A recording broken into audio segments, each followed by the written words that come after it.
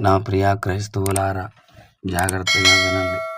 ఎందుకంటే మనం పుట్టేటప్పుడు మనతో ఏది తీసుకురాలేం. మనం పుట్టక ముందే ఆయన మన రూపురేఖలు తెలిసినవాడు, అద్వితీయుడు, ఆత్మీయుడు, ప్రాణ స్నేహితుడు, తండ్రి, తల్లి, మన అన్నదమ్ములుగా ఆయన్ని ఎన్నాళ్ళ నుంచో మనం దగ్గర నుంచి చూసిన వాళ్ళకి తెలుస్తుంది ఆయన గురించి.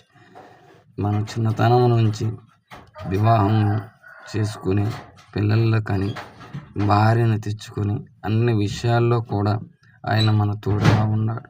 మన జీవితంలో అన్నిటికంటే విలువైనది బాప్తీసము. అనగా బాప్తీసము వివాహానికి ముందే సిద్ధపాటు కలిగి బాప్తీసం తీసుకుంటే అది మన జీవితంలో ఆయన వైపు నడవడానికి చాలా విలువైన మార్గముగా నిలుస్తుంది. అనగా మనం నడిచే తోవలో మన బిడ్డలను కూడా నడిపించవచ్చు. అనగా దేవుని మాటలు గొప్పతనాన్ని బిడ్డలకు కూడా పంచడం మన బాధ్యత. ఎందుకనగా మనము ఆయనకి ఇష్టమైన వాడుగా బ్రతకడానికి ప్రయత్నించాలి.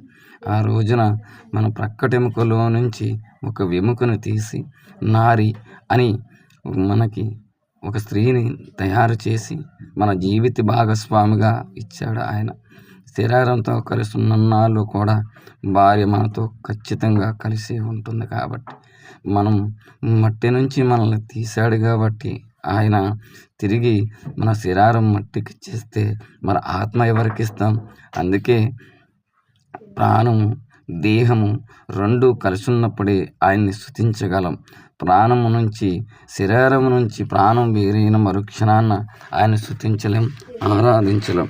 మనం ఎంత కేకలు వేసి గగ్గోలు పెట్టినా సరే మనము స్తుతించడం ప్రాణంతో ఉన్నటప్పుడు మాత్రమే స్తుతించగలం.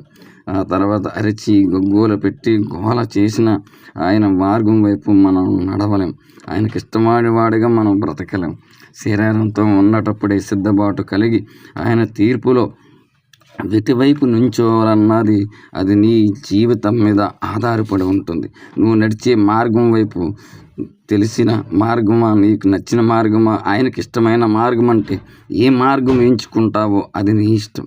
అందుకే దేవుడు మనల్ని పుట్టిన తర్వాత మనల్ని ఆయన రెక్కల చాటును బ్రతకమని ఆజ్ఞాపించితే మనం మన ఇష్టమైన మార్గంలో నడిచి ఆయనకి దోషులుగా నిలబడి ఈ రోజున ఆయన చోటై బ్రతుకుతున్నాం. మనలో ఎంతమంది లేము, నాతో సహా.